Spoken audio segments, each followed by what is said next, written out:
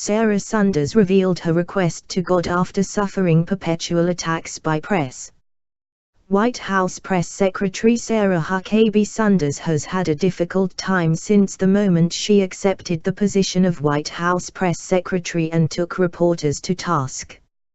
She's been the target of an untalented and unapologetic comedian's correspondence dinner speech and perpetually attacked by the press she addresses on a weekly basis as she diligently defends the incredible job President Trump is doing. Sanders sat front row to this abuse and had handled it with grace under fire for months. Unlike the woman delivering the nasty remarks about her at the White House Correspondents' Dinner, Sanders held herself with poise and professionalism. But the hurt she was suffering inside as it happened was palpable, as a camera caught her reaction in that moment as she sat and took the personal tirade against her in front of everyone. It wasn't easy then and it's still difficult now as she has a job to do facing a room full of press, most of whom were at that infamous and insensitive dinner, with every White House briefing. Without question, Sanders is incredible and deserves the utmost respect, but she gets it far less than she does scathing criticism which has been constant since she began her career with the Trump administration. Coming under a continuous barrage of hateful attacks can't be easy no matter how well she handles it, it still takes a toll. Now we know what she's going to God for to get her through, which was immediately ridiculed by her detractors. Sanders has a routine before every press briefing that has helped her to win in that lion's den every time she enters it. Reports from Politico indicate that Sanders says a prayer before every press briefing that she holds. Something that is not surprising considering her family's strong Baptist faith and religious presence within the Republican Party. She goes to God daily for the strength and wisdom in the face of criticism, which He has undoubtedly bestowed upon her.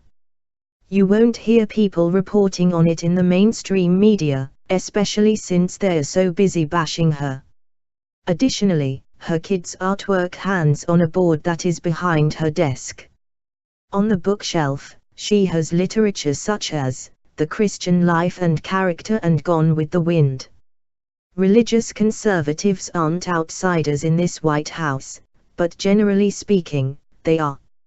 If someone says something about another faith, particularly liberals come to their defense in a raging motion, but if someone attacks a Christian, it's perfectly fine. At some point, we became a culture that said that was okay. However, this isn't the first time that Sanders has been poked and prodded. Sanders recently attended the White House Correspondents' Dinner, which is annually held to honor journalists and those in the media. The BBC reported. It is an American press tradition that goes back decades. The US president endures a friendly rubbing in front of an audience of journalists, all in the name of charity.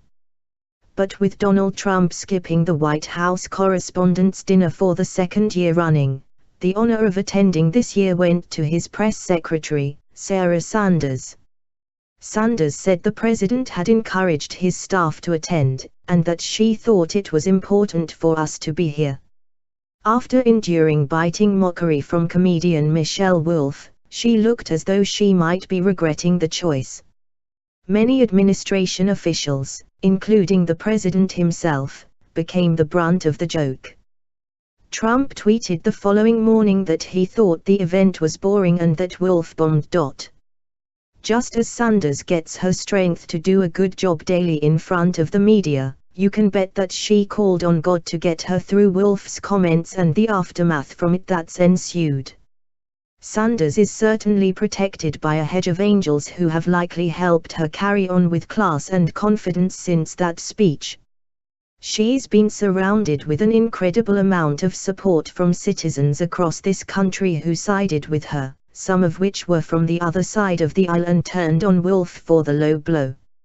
Liberals spend an awful lot of time treating other people the way they say they don't want themselves and others to be treated.